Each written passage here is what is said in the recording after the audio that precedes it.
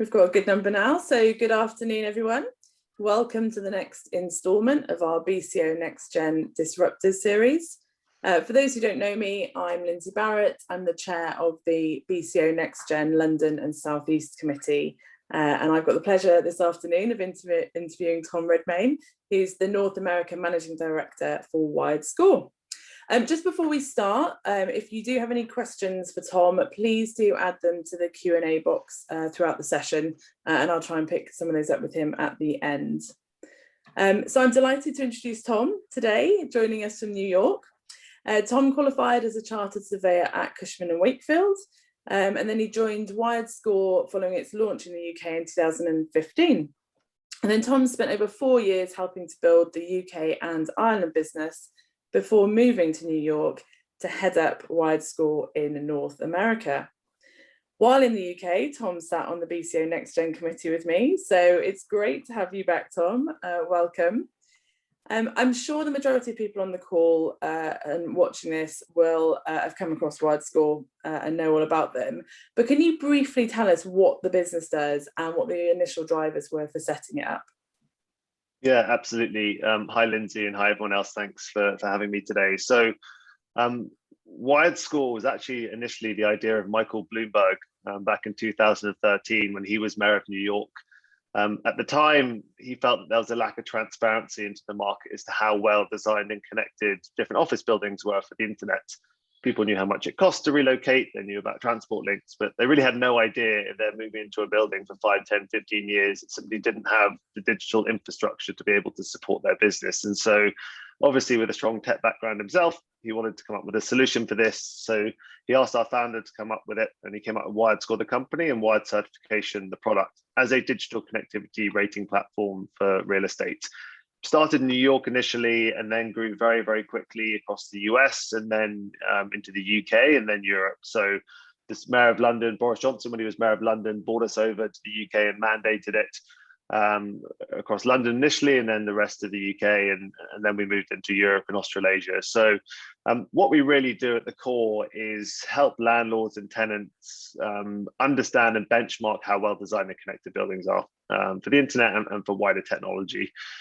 We've subsequently moved into the residential market, into the build-to-rent sector or the multifamily sector in the US, and then we're also launching into the smart building sector globally as well at the end of this month. So we really have now got to the point where we are the global benchmark for defining what best-in-class technology looks like within a building. Absolutely. And it sounds, you obviously had great backing in the beginning, but were there any obstacles to market entry? And I suppose with your background in agency, do you think your close connections to tenants' needs, what clients could offer, do you think that helped kind of overcome some of those challenges? Oh, I mean, it was totally insane to take the risk. Looking back on it, now that I have a young daughter and a mortgage, to take the risk, but it seemed like a very good idea at the time. And all jokes aside, it was the best decision I ever made. But when I joined WiredScore in the UK, I think globally we were 5 people, maybe 6, and now we're over 100. But at the time, it was just my colleague William Newton, who joined to lead and build our UK, then European business. And it was really him convincing me to take a punt and come and join him. But it was very much a go buy some laptops, find a co-working space, and try and create a marketplace for a product. And we were lucky enough that we knew that there had been market traction and that people saw that there was a value to it in the US, but no one had ever heard of it in the UK. So it really was about going out and kind of pounding the pavements. We were doing 25 presentations a week to the community. And as you touched on, my background was in agency. So I was on the landlord agency team at the West End at Cushman's, working a lot of the big technology kind of developments from White City Place to here East. And so that was very helpful. I came across WiredScore when I was an agent, and I saw that there was a pain and a value, and I took them in to see some of my clients who thought it definitely had legs. But really the way that I went about it was going and educating the community and making sure people really understood how we could help agents and how we could help landlords to start with, which then kind of snowballed and allowed us to grow across the market relatively quickly. Great. And who drives it? Is it landlords who, are coming to you off their own initiative to say, I want you to certify my building? Or actually, are you now seeing occupiers demanding a WiredScore certified building when they're taking space? It's a great question. So the landlords are our customers because they pay us, but our users are definitely tenants.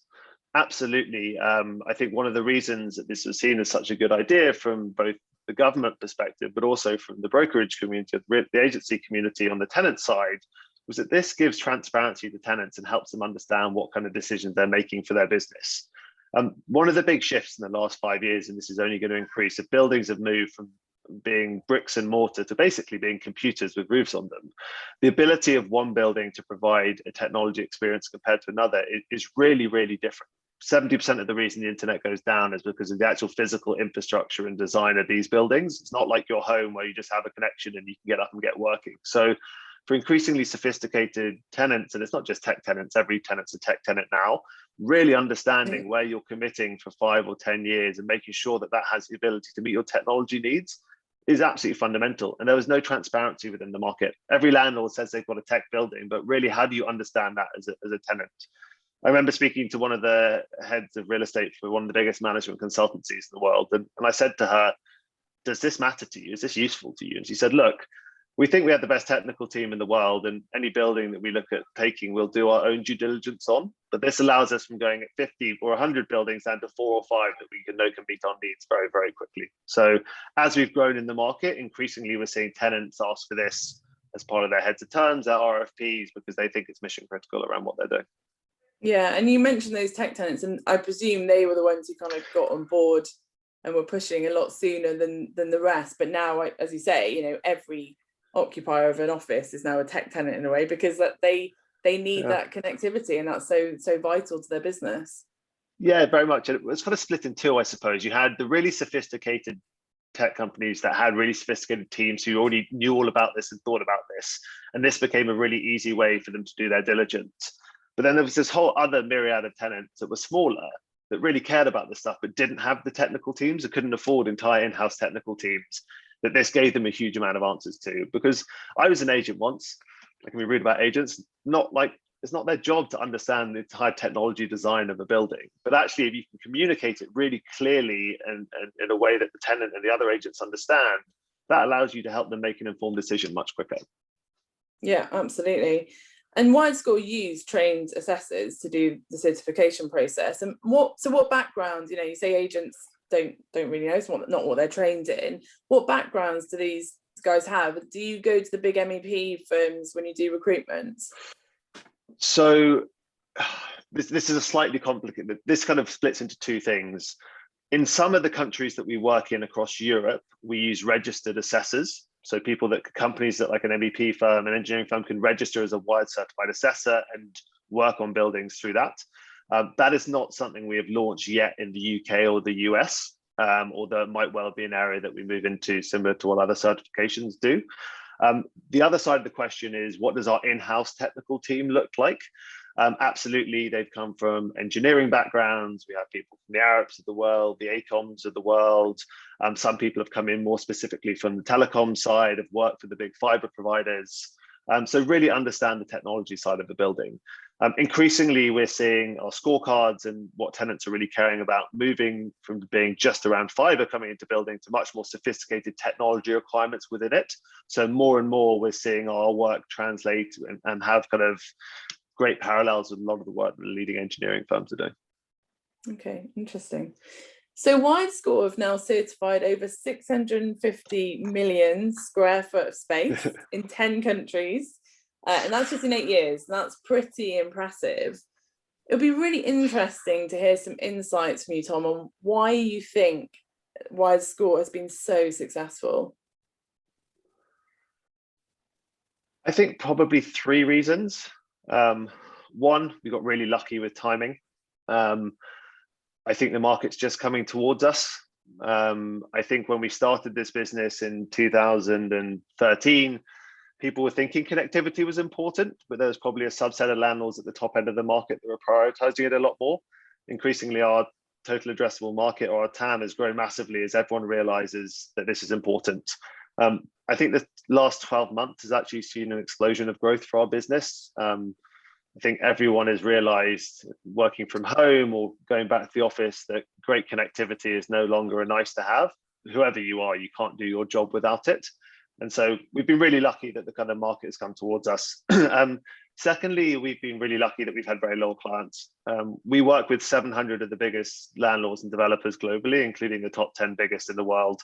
It's much easier for them if they like working with someone to have a single source of truth and a single benchmark around it. So we go into markets, and if we work and are trusted by the clients, they really want to understand what's happening on a global scale, which allows us to really develop our businesses there.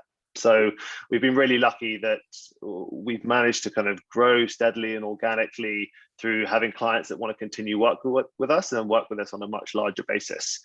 And then I think that the third area where we've been really lucky is recruitment. I am blown away every day by how much smarter than me all of my teammates are. One of the things that I love the most about working for this company is that I'm working with people for such different backgrounds and skill sets. I'm working with computer scientists, I'm working with engineers, I'm working with management consultants, people went to business school, people from real estate.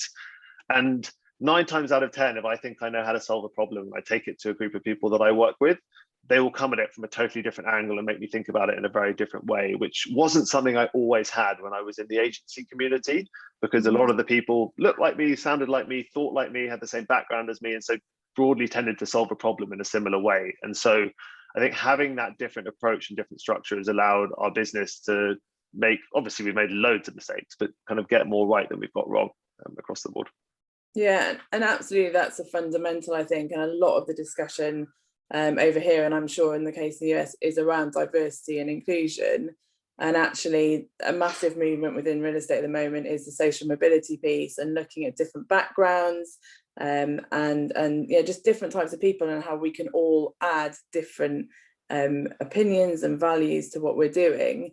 Is that something that you guys, are looking at in any way? Do you do any kind of diversity and inclusion, things with clients particularly? Because that's another thing that we're looking at, is whether you do events with clients on that piece.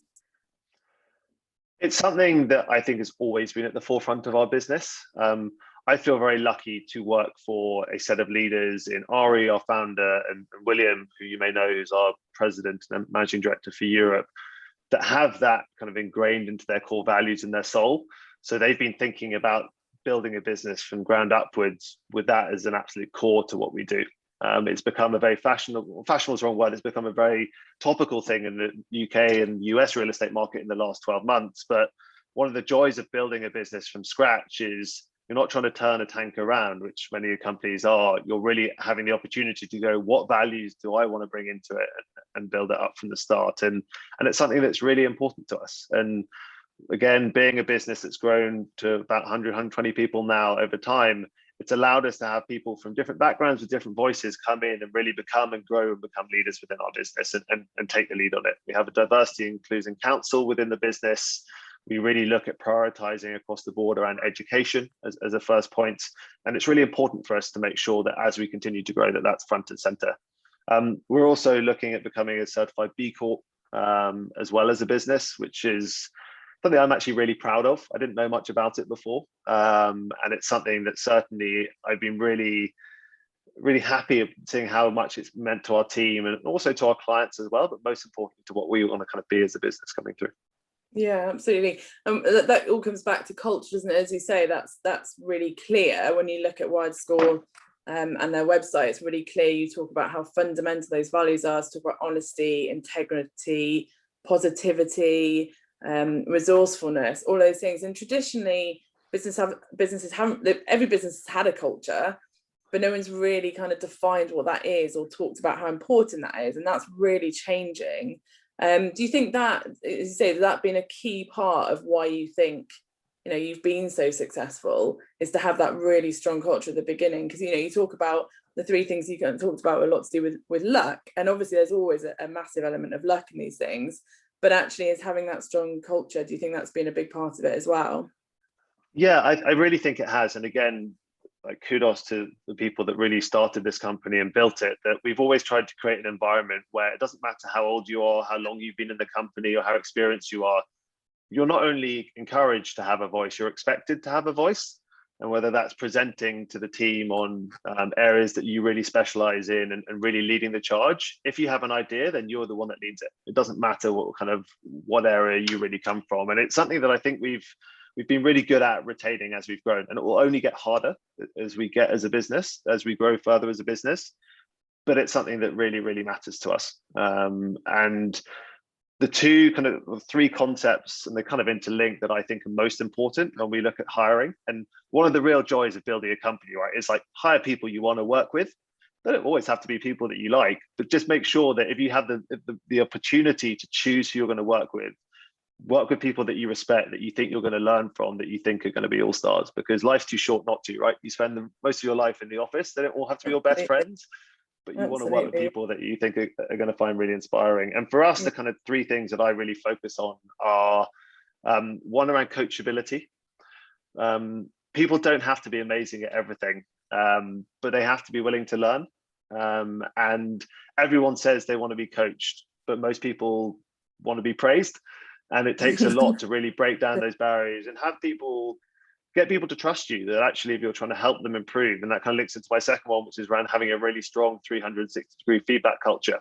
That's both upward and downward, sideways. It doesn't matter what level you're at. Feeling really comfortable being able to say exactly what you think and how people should improve, and evidence-basing it is fundamentally key, which kind of links into the broader structure that we think around this all, which is around radical candor.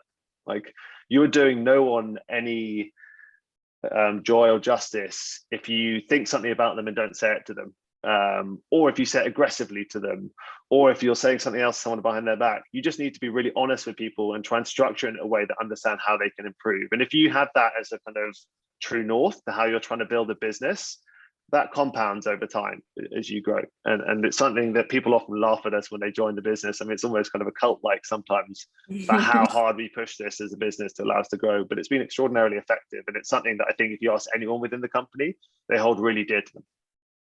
Yeah, absolutely. And it's fundamentally important. And I think for the next gen community, I think that's a really, really strong message, that we should all be able, everyone's opinion is valid, and everybody should be able to speak with candor and honesty, as you say, and to work within a business like that must be fantastic, for young people to be able to join that. And you don't have kind of the old school approach of it's hierarchical, and you kind of you don't have an opinion until you get higher up the ranks, and that's really refreshing. And selfishly, it's also been extraordinarily powerful for our recruitment. Like, going able to and explain to people the vision for how we think about our business growing, how we think about their careers, how we try and conduct ourselves each day is often such a polar opposite to what certainly, and I loved Cushman's, and there are lots of great things. I'm not saying I had a bad experience there, but certainly there's just a different structure and hierarchy within these agencies. And it's such an attractive recruiting tool, even though that's not what we do it, because people go, you know what, yeah, that is what I want. That is how I like the values that I want to live around, and how I want to grow my career. And when I think back to 5-10 years ago or something, when I was starting out my career in agency, it took me a couple of years to kind of work out what to do and what to think about. And you come through a school system and a university system whereby everything's kind of a set of targets that you go for, and suddenly then you start your career, and you might look at someone 30 or 40 years older than you and go, okay, that's where I want to get to. But it's quite difficult, certainly conceptually, I found it difficult to understand how to get there, but also with the knowledge that by the time I'm that age, that job probably looks very different. And I spoke to someone once, and they were amazing. They just said to me, the key thing to focus on is skills. Like, yep. Skills will bring money. Like, my biggest fear is finding myself in a career that I have to do because I need to earn a certain amount of money that I don't enjoy. And nothing scares me more, because I'm also atrocious at things that I'm bad at. I'm okay at things I'm good at, but really, like, my brother works in banking, investment banking, like, which I can't imagine it's the funnest thing in the world. Like, he's really good at it, and he can just really get his head down and do that. Like, kudos, I wish I had that ability, but I'm very aware I don't. And so for me, it was always about trying to understand what skills I was going to get out of a job. And if I found that I was getting to a point where I was comfortable and I was coasting, then I probably needed to change. That didn't mean necessarily changing company, but that might mean changing my roles and taking on new challenges, because particularly in the next gen kind of time of your career, that is the opportunity where you don't have the overheads and the reliances in the same way, that you can really focus on skills and really make sure there's no glass ceiling about where your progress can go. Yeah, absolutely. And that kind of very embracive, open culture, obviously it's quite a US thing, isn't it, Tom? So do you think there's been a difference between, have you seen that much more in the US than when you were in the UK? I mean, we are embracing it a lot more now, but do you think that's one of the differences between the two? In terms of, sorry to clarify, the US being more open from a feedback Yeah, do you perspective? think they're more kind of open about that kind of honest culture, and yeah, just that kind of more flexible dynamic, or because we're quite I don't actually. Okay, interesting. That's really interesting. In my experience of, and not just our business, other businesses, kind of general take in the US is that there is a much greater importance placed on perception of doing a great job, and perhaps it's because there is no notice period for letting people go in the US. Yeah, you can let people go the next day if someone's doing a bad job. Like, it is ruthless. Yeah, and so there is a huge amount of talk around like how well you're doing, and actually, really, this is not in our company. I don't believe this at all for WiredScore in the North American business, but I see lots of other businesses there, and you speak to lots of people and you interview lots of people for jobs. And I've often found that there is a fear around actually opening up, around like what showing weakness can be perceived as something that could be held against you. And I didn't get that sense in our UK business and other businesses I've seen in the UK as much. So actually, I do think it's not necessarily ahead in the US. And I think that does link into stuff around kind of job security and people's reliance on that. Yeah, that's really interesting. And just sticking with the differences between UK and US, because obviously you've seen both sides now. Do you think the demand for connectivity is greater in the US or in the UK? You know, when you're looking at spec, the WiredScore certification, is it the same, you know, over here in the UK as it would be in Swindon, as it would in the Silicon Valley? Broad, I mean, we have a global scorecard now that aligns across the board, but I think it's all to do with understanding the different users. So the requirement in Swindon might be the same as New York, but that's only if Microsoft are putting a campus in Swindon, which they may well do. And it's about understanding what different kind of tenants want. I mean, the joy of having levels of platinum, gold, silver, certified, etc., means that you don't all have to be platinum. Like, WiredScore in 10,000 square feet doesn't have the same requirements as Google going into a building taking 1 million square feet. We don't need a platinum building. Certified is absolutely fantastic for what we need as a business. Yeah. And so it's less city by city, but more kind of tenant that they're looking to attract. And you take somewhere like Cambridge, which might not have been a massive office market 15, 20 years ago, and is now the new kind of tech triangle. So yeah, that area has exploded. But broadly, more sophisticated tenants have more sophisticated requirements around this, and that'll tend to correlate with the markets that they're moving into. So it's to do with the clients and the occupiers as opposed to the country, as it were. Yeah, and there are some like fundamental structures around the fiber in the ground. Most cities now, it can be different in rural areas, but most cities are pretty well fibered, and so have the ability to provide relatively good access to that. It's very rare that you'd find yourself in a position where you couldn't have a fiber connection coming in, which is the kind of key around it. Yeah. So it wouldn't be a BCO interview, Tom, if we didn't talk about the future of the office, and you kind of alluded to this already. The last year has obviously, you know, turned things on its head for all of us.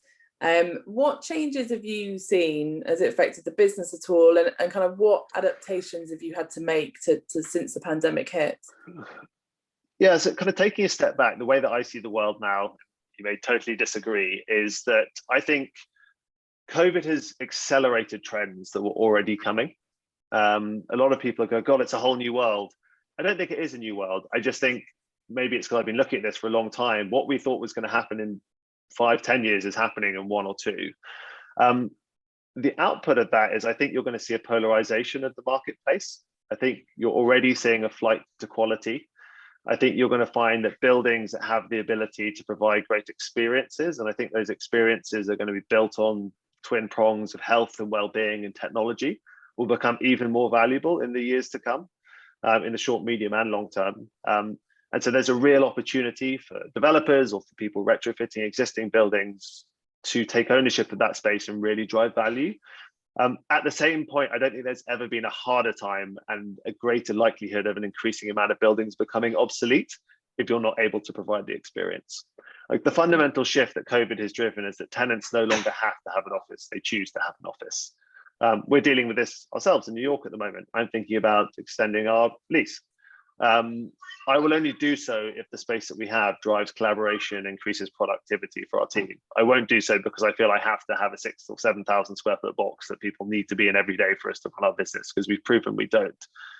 That means landlords need to really focus on experience. And the problem that they have is a lot of these experiences are underpinned by technology, yet technology changes very, very quickly. Like the fundamental challenge facing a landlord or developer is that real estate is illiquid as an asset class. It takes 5, 10, 15 years to kind of plan it, build it, lease it up, and then you want it to bring an income in for 20, 30 years with high rents, low vacancy rates, and good covenants that underpin it. If you can't provide those technologies and experiences that tenants want, they will move. Yet you're trying to crystal ball gaze and understand what are the things coming through that you need to be thinking about now, because it moves so quickly that if you're doing a development and you plan the latest app on top of it, by the time you complete, it's probably out of date anyway. So the real challenge is, what are the fundamental infrastructures and the technology trends that you should be bringing in? So 5G is a good example. We know that's going to change how people work and live. We know that there's going to be an issue with in-building phone signal because of the high frequency of 5G and the fact it doesn't travel through walls and glass as well. So landlords need to be planning for what infrastructure they put in place, and then they can layer the software on top of it coming through. So I'm really bullish that I think you're going to see a contraction of the marketplace, but you're going to see higher quality space become a premium. And look, in some ways that's a good thing within the market. Like, it should encourage people from the tenant's perspective, they should get better quality space, people thinking about what they really want more. In a boom market, landlords can let buildings without having to do a lot of work in it. Whereas actually now the consumer of the product, which is the tenant, and the real estate is the product, now is at an advantage where hopefully people should be actually providing spaces that allow them to thrive. And the landlords that get this right and treat their tenants as their partners rather than just someone at an arm's length, well, I think have an opportunity to drive incredible value coming through. We're launching our global smart building certification in 3 weeks' time, which anyone on this call is welcome to register and attend. And one of the things that we did, and we had a smart council, so looking at all the smart technologies coming through, that really fascinated me was a lot of the leading landlords in the world think that the data that they collect from their buildings will directly correlate to the value of it in the future. And so they're trying to work out how these data lakes that are being hosed out of the building every day can be put together and packaged in a manner that can be sold with these properties coming through. And so it's really interesting as you start to see the kind of next steps, and valuation needs to change, and I think will do over time, but how that'll link in around the technology and the data side into the physical assets themselves. Yeah, I think it's the valuation piece that no one's really got their head around yet, isn't it? And we talk about, I think at the beginning of the pandemic, when everyone started working from home, we all said, oh, well, maybe we won't ever go back to the office, and maybe this is the end. And as we've gone on throughout the entire year, we've all realised that actually most of us are desperate to get back to the office. But what that looks like, I think, is a really interesting piece. And we had an interview actually with Rory Sutherland, another BCO interview, where he said he thinks the office is going to be split between a library and a pub. Because actually people either want to go back to the office because, there's too much disruption at home. And so actually they need that headspace and that kind of quiet space to sit down and do things. Or actually what the piece that most of us, I think, are missing is that social side, where you don't have the water cooler moments, you don't have, just quick conversations that you just miss out on. And I think that's going to be the really interesting piece, is to actually, as you say, what are these value adds that landlords are going to be, providing in their buildings that are going to attract people to take the space and to actually be able to recruit the people for, what do they want? What do people want within their offices? Have you got any kind of ideas, maybe some big different ideas as to what that might be within the office buildings? I mean, I think you hit the nail on the head that these spaces are going to be much more segmented into what they're actually trying to get from a user experience from it. I agree, the serendipitous interactions are a big part of what we miss. I think particularly with people starting their careers, either new joiners at a company or people kind of rising up through the ranks, the separation is not helpful at all from a career progression perspective, and it's something we need to work really hard to make sure that doesn't become an issue in the longer term. I think you're going to see health and well-being. I mean, we're already seeing it become a really important part of this. People are reassessing their lives and thinking, am I going to be spending 9-10 hours a day and commuting an hour each way to be in a physical space? I will make part of my decision on what kind of company I'm going to work for and around what spaces those provide. And that doesn't mean a ping pong table or bean bags necessarily. I think the world's moved on from it, but really making sure that these products become personalized around what your business is actually trying to achieve. And I don't think there's just one big answer around this, like a games room or something like that at all. I think it really depends around what you're trying to achieve as a business. And I don't actually have the answer. It's something I'm trying to grapple with at the moment personally as we look at our return to work. But I think the first step is to think about what prism you're looking at this through. And for us, like the true north when I'm thinking about our return to work is, how do I create an environment where my team is more productive, happier, and which I suppose then leads into feeling safer, and able to work efficiently. And like those will be the questions and the things that I will measure any changes we make against. I see lots of businesses when this first happened, I'm sure many companies, and we did exactly the same, thinking we're going to be back in a month or two and trying to work out all these different policies. I mean, I had one company saying you were going to have to take off your shower and change clothes when you came into the office, and you weren't going to be allowed more than, and it's like, at what point does it become, well, that doesn't sound very fun, let's not do that. And I think you need to have, and we can luckily do that with a business of 40, 50 people in an office, a sense of realism, and which we can look at making these decisions through, because as we have, and most businesses have proven, you don't have to be in the office. This should be a space that is attractive to people. It should drive collaboration.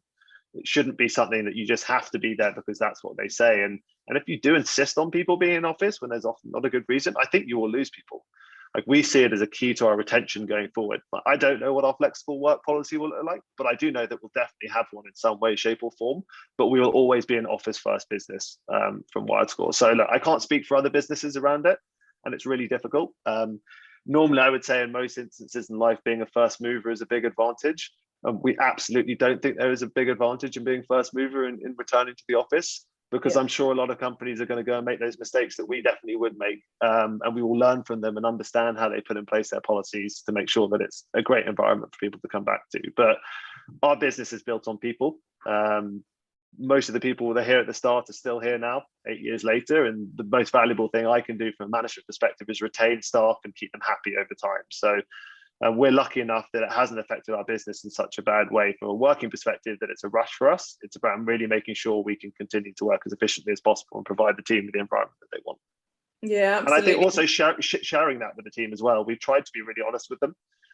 We have a thing in our global business where you can anonymously ask any question that the CEO and our MD will read out on global calls against each other. And I think being really honest, saying, look, we don't know the answer to this yet. This is kind of conceptually how we think about it, but like, we're going to work it out as it comes through. And I think people have appreciated that honesty, because if you pretend you have the answer to anything, people know that you don't. So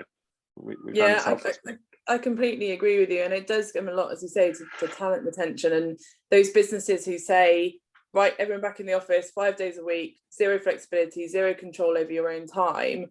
I think they're the ones that are going to struggle, because people don't want that anymore. They've had that taste of that kind of flexibility, and there is no longer any reason. And you know, as a lawyer, the legal profession is miles behind generally on this, likes everyone to be at their desk. You know, we're definitely having to look at that in terms of, you know, if we're going to retain the best people, you have to embrace the flexibility. And people have seen that actually it's lovely to be at home sometimes and spend a bit of time with your kids, maybe not loads and loads of times as much as we have, but you know, to actually be there for bedtime and things. And I think that everyone has to embrace that if we're going to, you know, retain the best people, because that's what people want now. And it is, particularly for lawyers, it's very hard. They want all the answers now. They want to know what the policy is going to be. But as you say, there's a real importance in that flexibility and listening to people and adapting as people kind of try to work out the next few months, because none of us at the moment even know when we're going to be encouraged to go back to the office. But actually then when we do, what does that look like? That's going to be a work in progress, right? We've done two things. One, we've tried to give people 3 months heads up so that they know that they can make their life plans, because that's absolutely vital. And that is the important thing. The other stuff is more because people are just interested and curious. And I think the biggest mistake you can do is put a stake in the ground saying, this is what our return to work policy is. And most of the people would have done that if they had to last September, and would be looking relatively foolish now. And then you either have to backtrack on it, or you have to stick to it and upset people coming through. So we've been pretty honest with people, saying, look, we're not going back until X date. You can if you want to, if you want to be in the office, but we will definitely not make you or say the team has to be back before a certain date, 2 or 3 months ahead. And in terms of what that looks like, we don't know, but please trust us that we will do everything we can to make sure that's as a productive environment and healthy and safe environment for you as possible. Absolutely. Really interesting, Tom. So it's obviously been a phenomenal 8 years for you guys for WiredScore. It's been really impressive. But looking to the future, what's next? Have you got any exciting plans? You mentioned your smart accreditation. Is that what it's called? Yeah, so we are pretty busy. We are launching our global smart building certification on April the 20th this year, which we've already got 2,000 attendees to, which we're really excited for our launch. And we'll be launching some of the smartest buildings, announcing some of the smartest buildings and landlords in the world, as well as a load of research that we've done around that space. As we think smart buildings are going to define the future of real estate and the future of cities, and making sure that you can give a building that's not just smart but healthy is going to be really important, both for the landlords and the tenant side, to allow them to stand out and stand the test of time.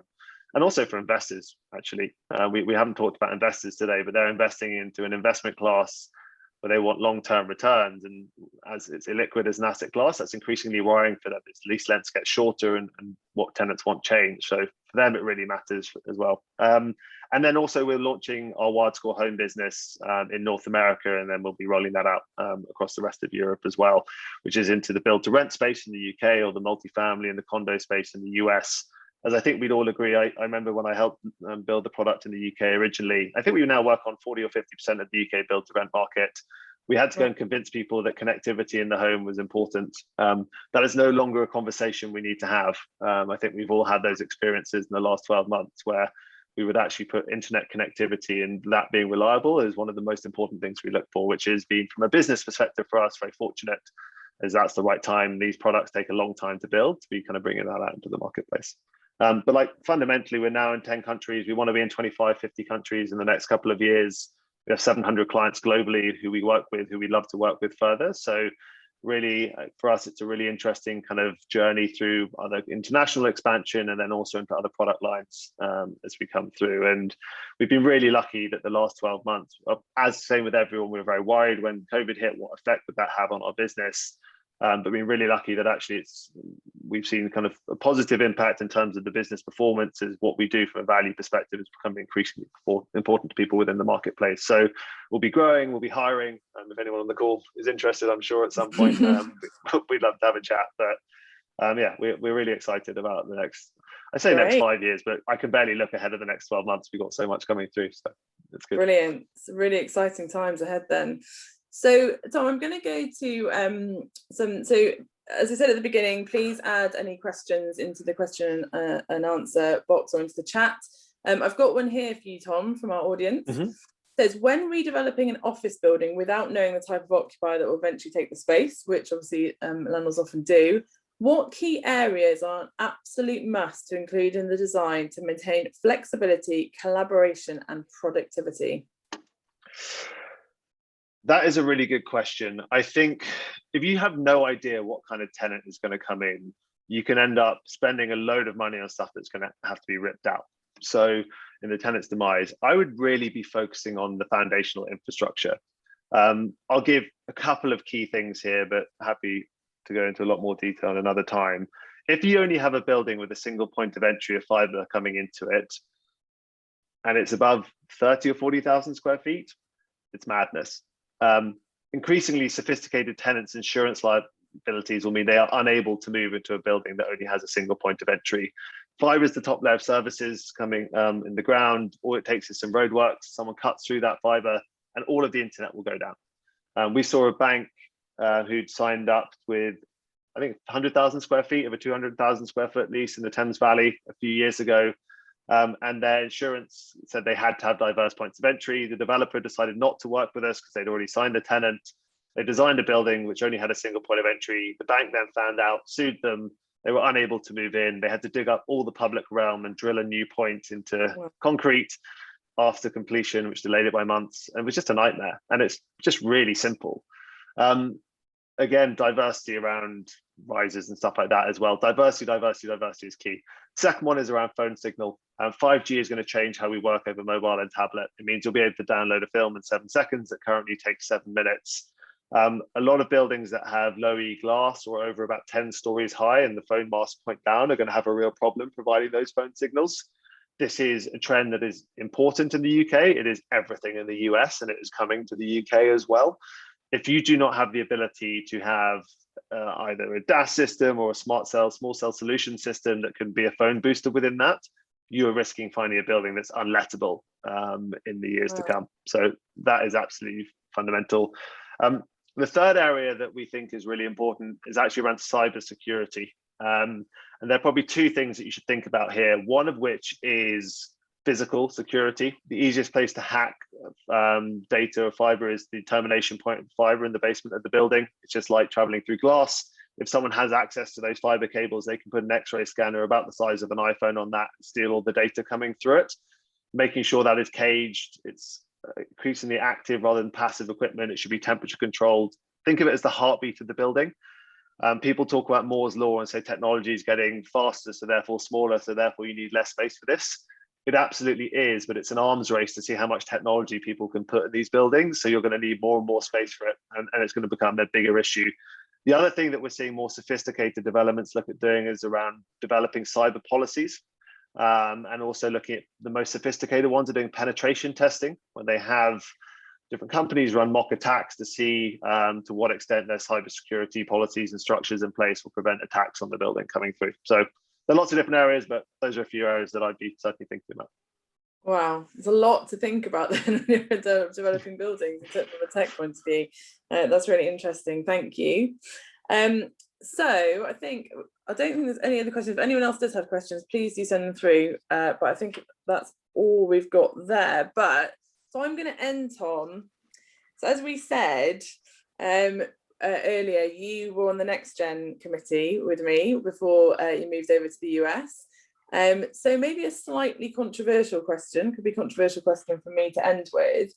If you were in charge of the BCO, what would you do differently? Or would you do anything differently? Perfect. I think the NextGen system and setup is great. I think a lot of organizations have NextGen, but maybe I've just been close to the BCO. I've been really impressed by how the BCO one has grown.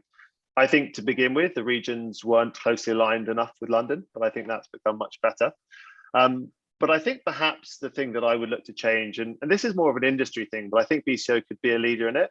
And do tell me if something's happened in the last couple of years that kind of covers this. But I think real estate, and comes back to diversity and inclusion, has a big problem with where it's recruiting people from.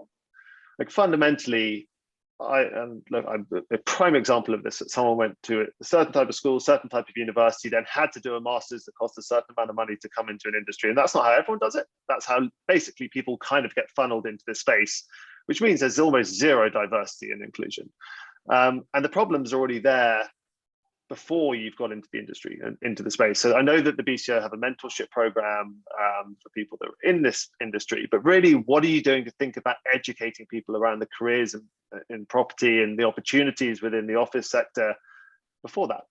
And for me, that would be linking in with schools, academies, really helping understand and putting lobbying pressure on the industry to change the way it thinks about recruiting, because you have such a powerful voice and a mouthpiece here to really make sure that they're doing everything you can to increase diversity and inclusion from the recruiting standpoint, because that's where it all starts. You can have as many policies as you want, but if you're speaking to 50 white, kind of went to Brooks, Reading or Cass students across JLL, Cushman and CBRE, you're already too late.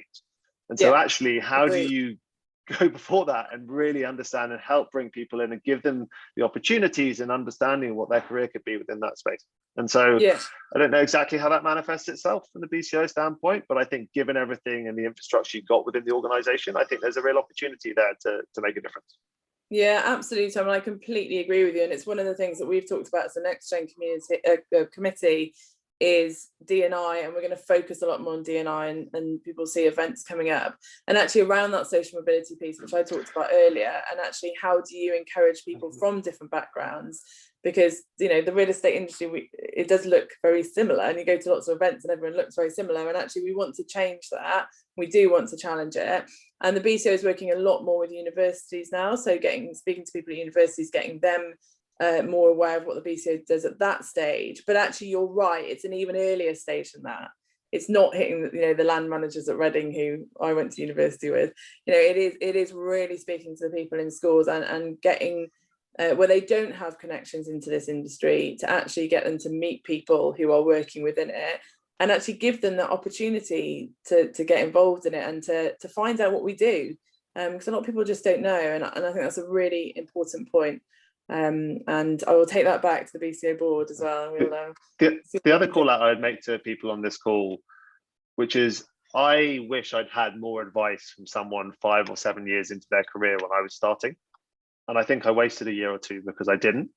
And so don't ever think it's too early in your career to start really mentoring and providing that advice proactively, even in some instances, to make sure that people really understand it. Because the best will in the world, someone that's 50 or 45, 50, 60, who've been in the industry for 30 or 40 years telling you what you should do, isn't nearly as helpful as someone that's been in it 5 or 6 years ahead of you. And yes, that person might have an amazing job title, but actually what their career experience is going to be totally different from what that person's going to be. So actually take on that responsibility quite early on in your career to mentor people as much as possible, because I know what a difference that would have made to me. And so I've always tried to remember that when speaking to other people. So it's never too early to dive into that.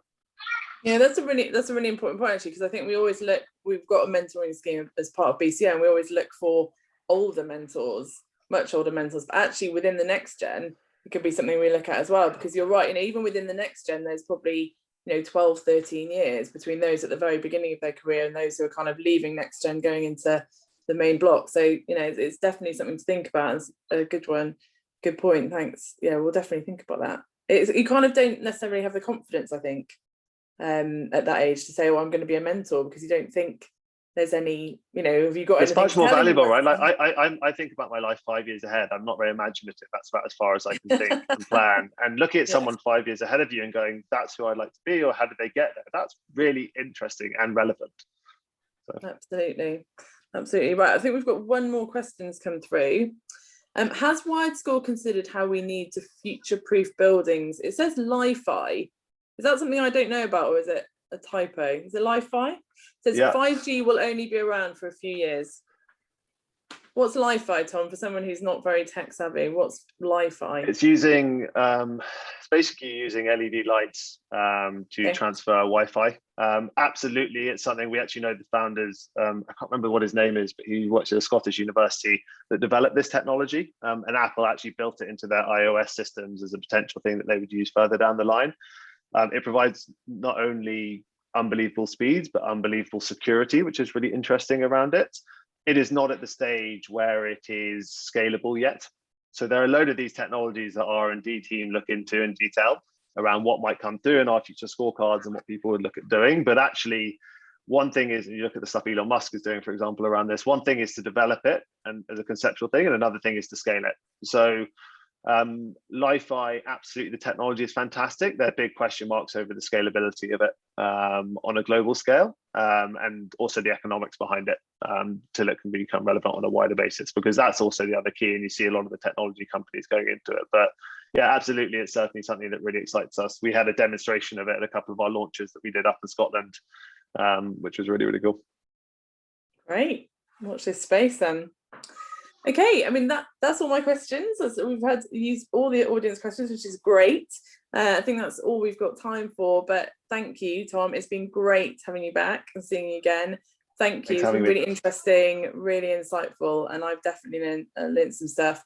And thank you to everybody watching who's joined us today. I hope you found it as enjoyable as I have, and we look forward to seeing you at our next event. Thank you. And just from me, very quickly, if anyone wants to learn more about WiredScore from our team in the UK, do pass on my contact details, and I'm happy to make the connections. And thanks again. Will do. Thanks, Tom. Thank you. Bye. Bye, everyone.